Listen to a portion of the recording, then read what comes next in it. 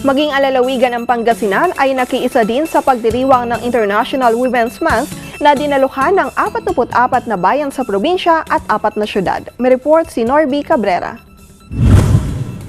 Nagkaroon ng programa ang province of Pangasinan bilang pakikisa sa National Women's Month na may temang Wana, desisyon mo ay mahalaga sa kinabukasan ng bawat isa, ikaw na.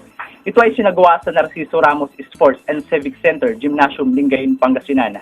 Alas 10 umano nag-umpisa ang naturang event na dinaluhan ng 44 na bayan at 4 na syudad sa Pangasinan na pinangunahan ni Vice Governor Jose Ferdinand Calimlim, na kung saan ipinahayag ni Vice Governor sa kanyang mensahe na ang kababaihan ay mahalaga sa ating lipunan at bigyan ng pagpupugay.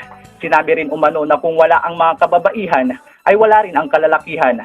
Kaya saludo umano ang Vice Governor sa mga kababaihan na byuda na nagtataguyod sa kanyang mga anak. At nagbigay pa umano ang Vice Governor na munting awitin sa mga natatanging kababaihan. Mula dito sa Lingayen, Pangasinan, Norby Carrera, Eagle News.